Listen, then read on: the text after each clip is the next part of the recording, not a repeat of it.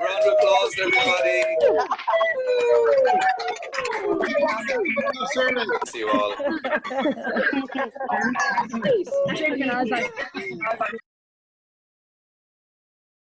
Okay. Oh, there's a baby. There's no baby. Yeah, there's somebody baby on. Oh, would you? I believe the official term there is would you. Let me just type the spelling of that. Would you? Would you? Would you look? That's the official spelling when you see a baby. Now, would you look? We will. That's the round of applause for Pranav. Pranav, I'm going to unmute you, and in your own time. One sec now, ladies and gentlemen, welcome Pranav Darshan. Hello everyone. I think I need to say hi to my parents and my sister and my friend Laura, otherwise they're going to kick me out of their lives. So hello to you guys. So I moved to boarding school when I was 13. And in that time, my relationship with my father really changed. So growing up, we'd spend weekends together, going on long drives, really nerding out over cars. My mum to this day jokes about how we don't really need a DNA test because his love for cars is really passed down onto me. And it's something that I've really taken on from him. But all of that changed when I moved to boarding school.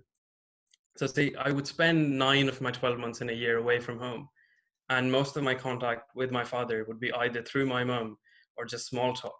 So every 2 weeks, I'd get about 15 minutes to call home. And in those 15 minutes, I'd spend 5 minutes talking to my father. And at the first mention of any emotions or I miss you, the conversation would swiftly move to something about cars, followed by your mother wants to talk to you. This went on for a while. And eventually, I got the hint that my father really didn't miss me. See, it made sense. Every nature documentary that I'd watched up until that point kind of really confirmed my suspicion because it showed that the older the kids got, the more distant they got from the parents. And I kind of saw this in my own house, where my grandfather and my father had a warm relationship, but never a really affectionate one. So the boy in me that would fight for the affection of his father eventually got locked away. Every summer break since was essentially a confirmation of these feelings. Now, while our relationship was growing distant, our love for cars just wasn't. It now seemed to be essentially the only thing we'd have any connection over. And I remember we'd go on drives after dinner every evening for about an hour. And that'd be for 3 months every year. And we'd talk about cars while sitting inside a car. And I know that sounds ridiculous, but every now and then I try and kind of probe that well-built wall that my father had. But every attempt, I just, was again deflected. And I found it hard to express it. So I'd reach out to my mum and my mum would say, he loves you, he just doesn't know how to emote. Anyway, summer of 12, my year 12, brought about maybe the most dramatic change in our relationship. A 1982 Suzuki 800. Now this is a brilliant hatchback. And it also happened to be the stuff of my father's petrol head wet dreams. Like he absolutely loved this car. I remember the day he told us that he'd be getting his car and his eyes just lit up the way he talked about it. And granted, we didn't find it in the best of conditions, but that was even more exciting that we could restore this thing. And everything from there on out was all about this car. Every conversation was centered around how the car was coming along. And in many ways, we felt that kind of talking about and building this car and just seeing how it was coming along would in a way, restoring the car would restore our relationship. I remember this one drive we took to school in my year 12, and it's like a 300-kilometer drive. So it's roughly 6.5, 7 hours. And we talked a lot about this car. And I remember my dad was dead set on re-chroming the bumpers of this car because he really felt that would bring out the last hidden detail of it. Over my short breaks home, we talk about this car more, get into the most granular details of how we were going to restore it. Even visiting the garage well before like the new coat of paint had to be done, just because that's how excited both of us were about this car in our lives. And in that time, I'd often try and dig deeper into our relationship, try and learn more about him and his time growing up. Yet I couldn't. I just couldn't bring myself to ask questions or even say anything. because every time I try and open my mouth, it would just be something about cars. If not the car, any other car. But it was all very surface level. And I suppose part of me was jaded by the distance that had come about in our relationship. But part of me was also very afraid that my father didn't love me. Now, my father's never been cold, and he's got the biggest, this largest heart that I've ever seen. Yet, as my mum says, emoting really isn't a strong part of his side of the family. And there was always this wall up that, from the eyes of a teenager, just seemed too big. And when you've never heard the words "I love you" from the old man himself, that wall just seems that much bigger. Winter of that year, the car was finally ready, and I remember the look on his face as he drove it around, and the sheer smile on his face as we took pictures of it. And I remember taking a picture where we stood on either side of the car. I was terrified of ever touching this car, but Christmas Day seemed to be the best time to do it. I had a friend in town. My dad wasn't home, and I decided I'm going to take the keys and take this out on the road.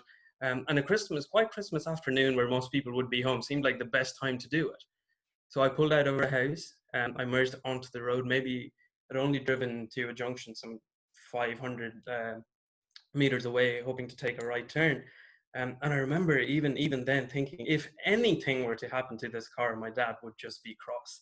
And like that was just one of those unspoken things. And I'd like to think he trusted me with it, because he saw the love I had for this car as well. But again, if anything were to happen to it, I just, any relationship with my father would be gone at that point. So I remember pulling out of the house, and I remember my friend just appreciating how beautiful this car was. And I remember turning the indicator stalk as I turned it right. And we're stationary, so there's the slow measured ticking of the indicator stalk and the light just coming on. And I looked to my right just to make sure there's not a car behind us or coming up. Luckily, nothing was there. And as I'm looking to my left, before even I can look to my left, and my friend screams, I get jolted to the right and I black out. I woke up to the smell of burning rubber. The dashboard was on my lap, and I didn't need a bird's eye view to know that this car was completely totaled. We'd been hit head on by a drunk driver. And while most of that day, to this day, remains very, very blurry, I remember having this distinct feeling that any chance of a relationship I ever had with my father was totaled with this car as well. And I cannot quite describe to you the sense of dread that washed over me.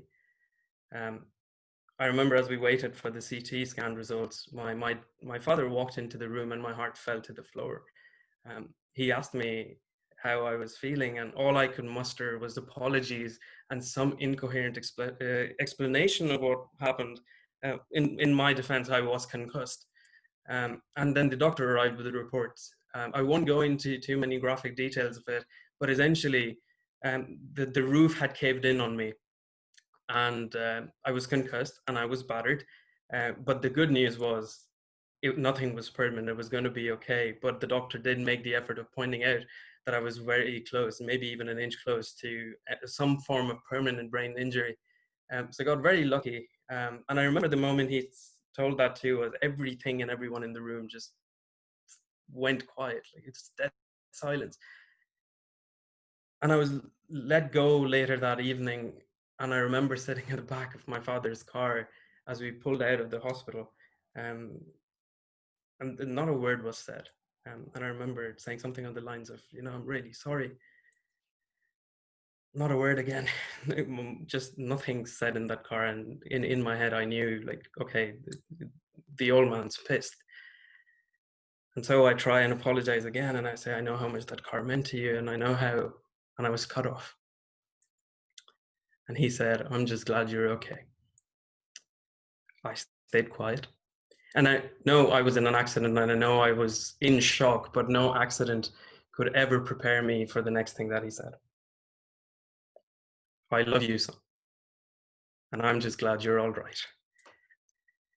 And there it was, the words I had been dying to hear for the better part of half a decade. See, all this time, I thought that if we could fix the car and restore it, or just bring it back to its former glory, we could rebuild our relationship. And in many ways, I now see that in a way, it was like a piggy bank or a coin box where we deposited all our love for each other into this car. And it took the destruction of this glorified tin box for us to really realize how much we loved each other. I've been terrified of driving since. That really hasn't changed. But my father's really been helping me build up my confidence every time I'm home. We communicate a lot more now, although cars do feature heavily and more very prominently in all our conversations. Every time I'm home, we go out on our evening drives. I introduce him to Post Malone. He introduces me to a bit more about himself, his life. And I remember 2 years, maybe 2 years, or somewhere around that time, it was winter, and the very foggy morning as well. And we took a restored Morris Minor to the vintage car rally in our town, and we took a picture with that car as well. But this time we stood next to each other with the biggest fucking smile on our faces. So yeah, that's my story. That was Pranav Darshan, everybody. We'll do a virtual round of applause. Let me just get everybody unmuted. But the images of the bags that are sort of like on the white ground, however they make. Okay, now we are moving on to Ayesha. And let me just make sure Ayesha is unmuted. So Ayesha, there she is. Can you hear me, Ayesha? I can hear you loud and clear, Colm. Okay, so in your own time, Ayesha Syedda.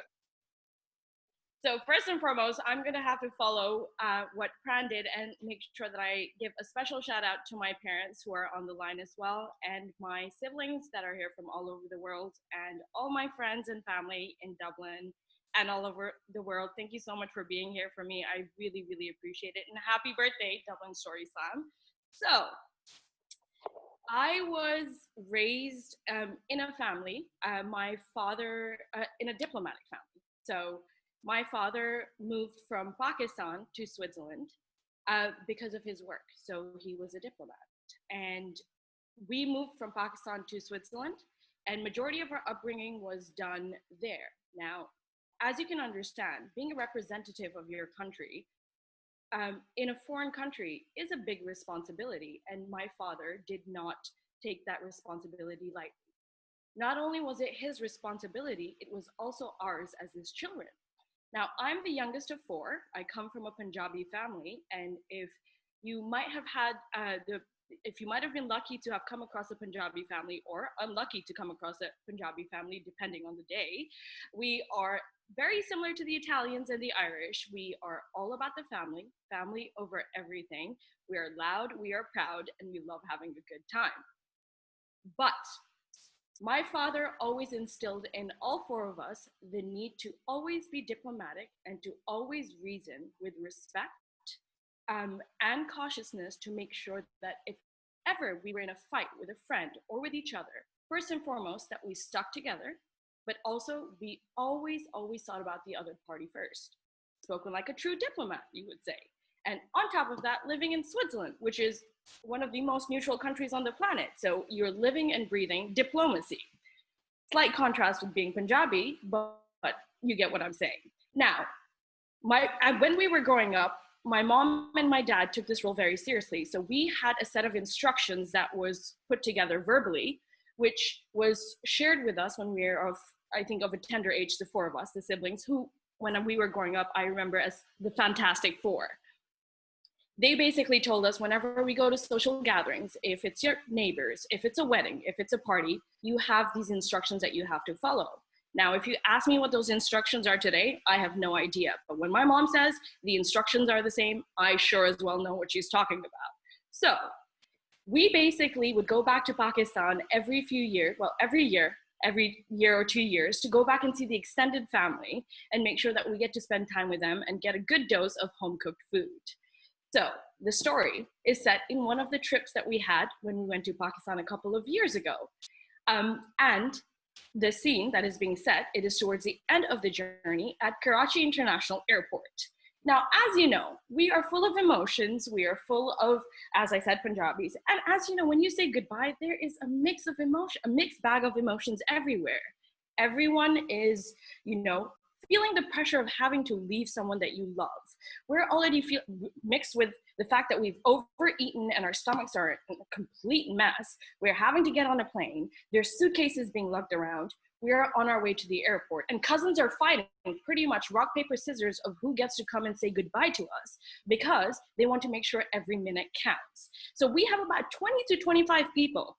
Goodbyes are ceremonial in my part of the world, and I'm sure in most part of the world as well. So 20 to 25 people show up at Karachi International Airport. There's prayers being whispered into the air. You have my auntie giving me a box full of food, but she's like, take it for the plane. And I'm like, no, there's food on the plane. And she's like, take it, you won't get this food. So there's so much going on. There's rose garlands being put on you and you're like, okay, what's happening? People saying, please make sure you come back soon. Tears, people watching, cameras being taken, pictures being taken. You don't know what is going on. It's all a big flurry of excitement. And while this is all happening, all of a sudden we see that there is a group of men not too far away from us who are actually looking over to myself, my cousin, and my sister. And that made us slightly uncomfortable. So we raised it with one of our cousins and said, this is making us a bit uncomfortable. Can you please just make sure, like, just for your knowledge, if this escalates, we want to make sure that you're aware of this because it's slightly disrespectful. As is customary in our culture and in our family, there's a boundary of respect that should not be crossed. So my cousin proceeds to walk over to the group of men and says, can you please just be mindful the women feel slightly uncomfortable? And for some odd reason, mate over there was having a bad day or something was happening.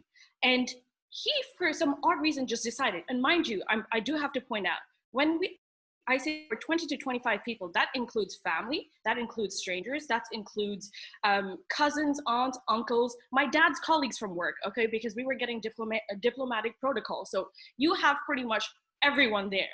And we're there with all of our presents and everything that were our suitcases lugged over. And my brother had actually, in the trip, been banging on about this guitar that he wanted.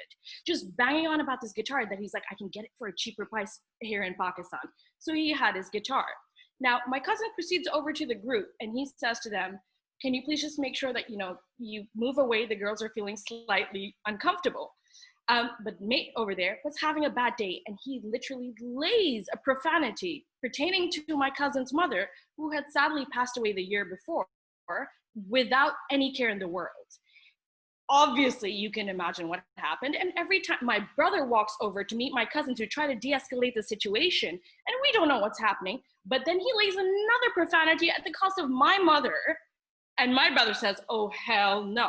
And then all of a sudden, you see everything go into slow motion, and the first punch just lands all of a sudden, and then just everything freezes. And we're like, what in the world just happened? Now, mind you, this is at an airport and there's people gathering over. Police officers are just standing by looking at, where do we even start with this? And a fight breaks out. You have literally clumps of people fighting.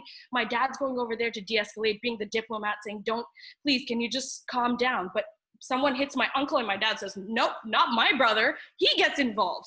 But then what really, really caused this to escalate to a whole nother level is my mom came in, because obviously she's like, what is happening to my children? This is not how I raised them.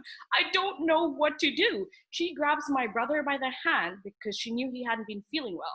Mate, the same mate who basically laid a swear word pertaining to my mom to my brother, found his opportunity. He crawls over, gets closer to my brother, and my brother is 6'4", and just lands a punch smack on his nose, and there's blood gushing everywhere. Amidst passports flying, blood, roses, food falling on the floor, it's utter madness. And that moment, my sister and I look at each other and we said, oh, hell no. He did not just lay a finger on my brother. And we just run over to the guy, grab him from one side to the other, and start slapping him and punching him Honestly, I'd never ever done this before in my life, but something consumed me and it took over. Then, all of a sudden, when this is happening, my other brother, who is the most peaceful and gentle of souls, is there with his guitar, and in a flurry of a moment, takes his guitar off, is running over to the guy, and you can just hear him like the Mortal Kombat saying, "Finish him!" running along and just lands the guitar on the guy's face. The guy topples over and silence. Then, slightly rushing over, we see we're passing security, we're taking out food. I made sure I grabbed one of the food from the floor because I'm like, I'm gonna need that for the plane. And then you see like roses coming out and my mom saying like, oh, the fruit of patience is sweet. And I'm like, Mom, not now. Not now. I've had my 5 a day. Like, this is not the time for you to be lecturing us. We're running across, trying to go through security, trying to catch our plane. And then we go through security. All of a sudden we get to the airport. My dad, literally the moment we get on the plane, we look left, we look right, counting our soldiers, making sure everyone was there. And my dad looks over at all of us and he just says, "Beta," which means my child. I had my colleagues from work there just completely defeated, and it completely dawned on us what just actually happened. And we just burst out laughing at the madness. I mean, from diplomacy and being like, diplomacy and a riot do not go in the same equation. So this was completely new and out of context to us. And I remember sitting on that plane as soon as it was about to take off, that although we were in Pakistan and the journey was coming to an end and we were all going to go to different destinations that we call home, I closed my eyes and I did a sigh of relief that we were okay and we were fine. And most importantly, how strong and how precious our bond is, and how when our loyalty was put to the test, this is how we delivered true Punjabi style. Thank you for listening.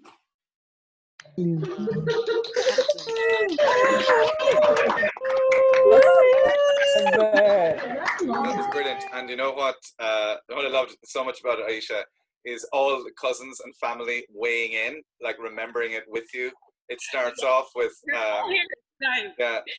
who I can't remember who there's one beautiful comment where somebody just goes, "Oh no, not that story," and then as it dawns on the collected, we still get side eyes from our mother whenever the story is told, but bless her heart, she knew that she could not control us that day.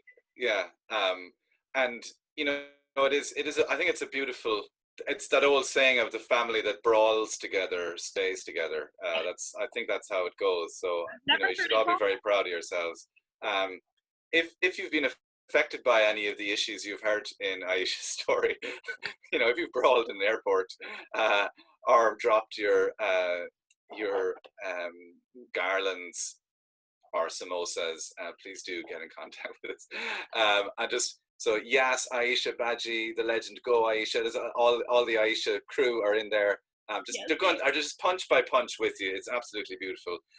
So thank you very much, Ayesha. That was brilliant. Colm, there was I also a lovely comment. I'm sending a message there to you from Ayesha's dad. That's right. I actually sent it to. So I sent to Ayesha's dad. Just for anyone who isn't following the chat, sent a message for Pranav. Being a son first and then a father and now a grandfather, I can really appreciate the story narrated by Pranav. Dear Pranav, fathers are like shadows that extend over their kids and are always proud of their children. Happily, they finally realized it. Do jealously preserve and guard this invaluable treasure. That's beautiful words there. Thank you very much, Ayesha's dad. Beautiful words there. And he hasn't written this, but I'm sure he says, and if anyone touches my son, I will get into a fight in the airport as well too. So now, Arthur, you are ready. So I'm going to unmute all and do a big round of applause for Arthur and introduce Arthur Sheridan, and he will take it away in his own time. So unmute all. Welcome to the stage, Arthur Sheridan.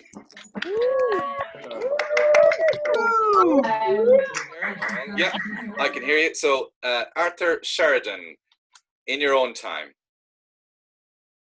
Home. I've been spending a lot of time here lately, recovering from a cancer operation during COVID-19. I'm not clear yet. Still have to get the okay, if I am okay. I'm sitting in my new home. Now I call it my new home, although I'm living here 14 years. My latest home would be more accurate. Being sick suits you, she says. You can sit on your big fat arse all day. And I do, mostly. Who does all the cooking? I ask. I'll give you that, she says. And very tasty it is too. A lot of love goes into that cooking, I say. I enjoy watching yous all enjoying a good meal, no matter how small. I have to go to the shop, she says. It's a pity I can't carry something for you, says I. Ha, sure it is, says she. Sure it is. Out she goes with all the bags, and I sit here looking up YouTube on our laptop. I didn't really want a home in the city. I wanted a cottage in the country where I could practice self-sufficiency. I've been at you for ages to plant up that window box, and you want a few acres. But it's not the same, a window box. A man can survey a few acres. Look out over his estate. Get buried there under a big old oak tree, or a young sapling if you don't have a big old oak tree. She didn't like that idea. You can't get buried in a window box, I said to her. But she didn't listen. She was too busy tending to the flowers. You can't eat flowers, I says to her. Now, technically, you can, but I don't tell her that. The garden is an oasis, complete with water feature. It's a bit small though, the water feature, and we put it away for winter. But it is a water feature, just like every oasis has to have. We have masses of loganberry bushes, and our pride of place, a hazelnut tree. I know well, you got a nut tree, she says.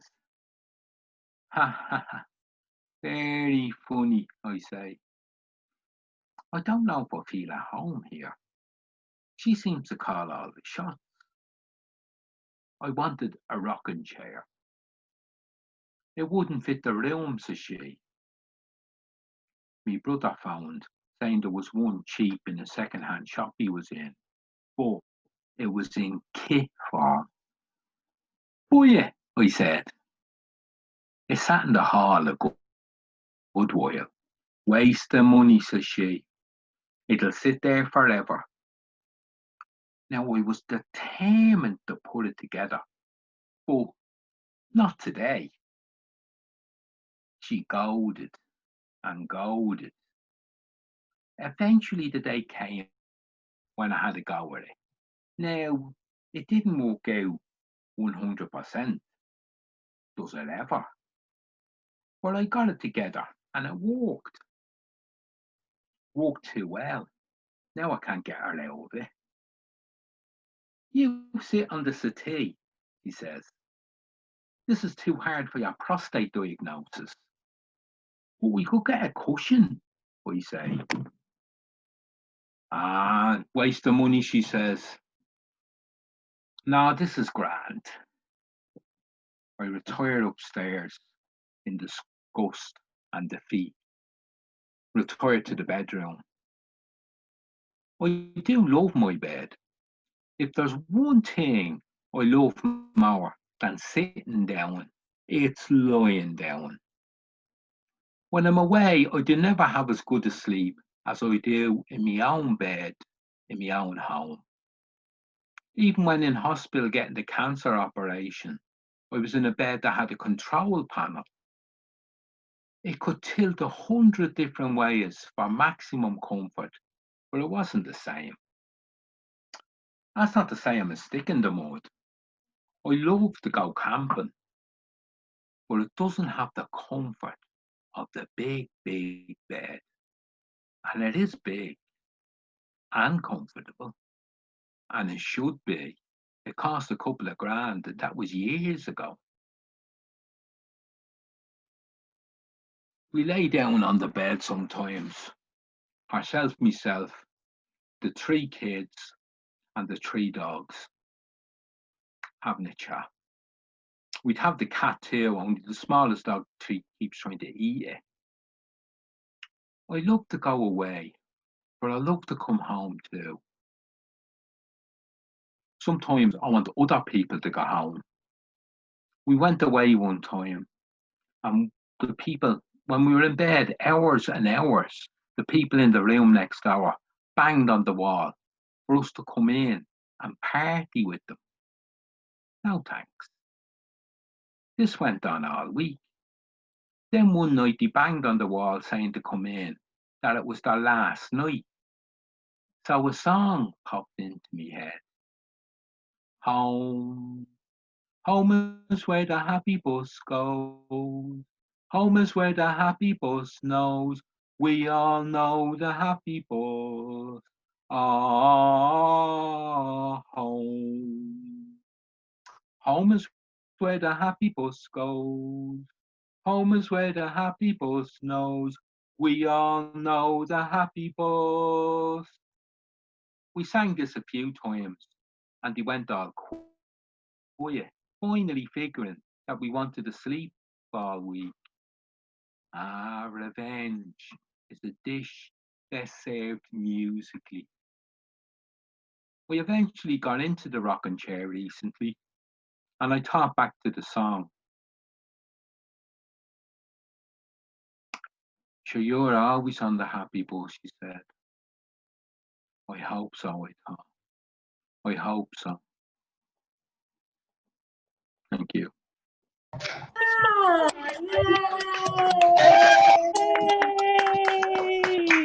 Happy bus.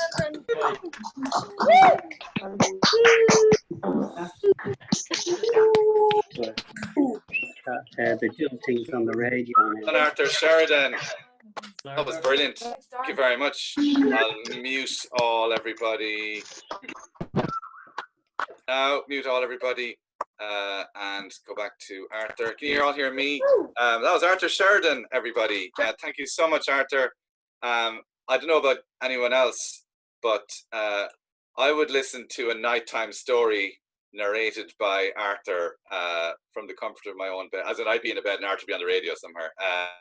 It's such a comforting voice. And for anybody, yeah, home is where the happy bus goes. If you're Googling those lyrics, you won't find them, not for a while, because Arthur wrote, that's his song just to get people to leave him alone while on holiday. So I think we're all thinking now home is where the happy bus goes. What a saying. Thank you very much, Arthur. Or at least that's what Arthur told me now. If I go and find it, the home is where the happy bus on the giant poster.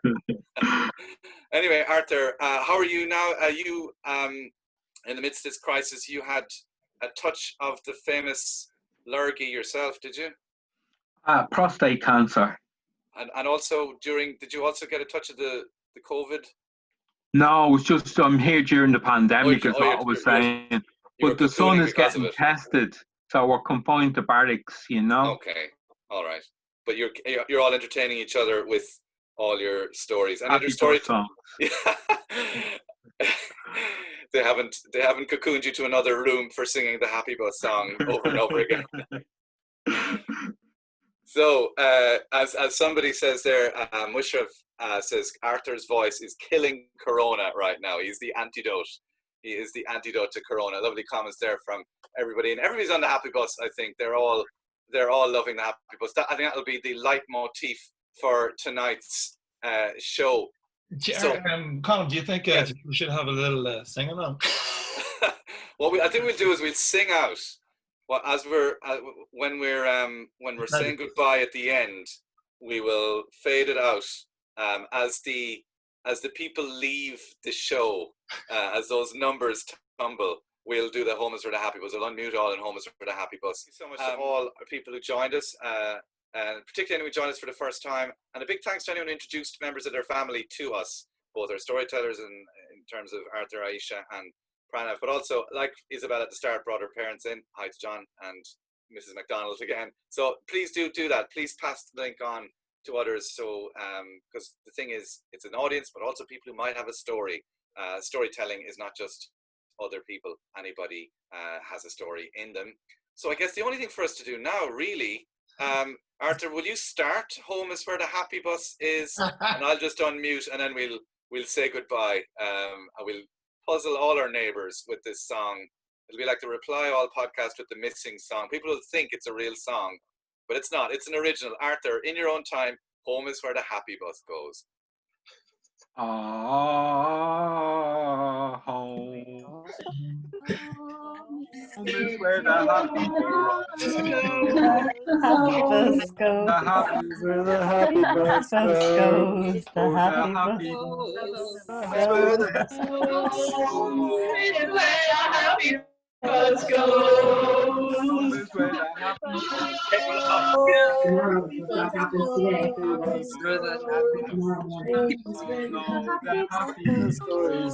bus Where the happy bus goes. Do you want to do that with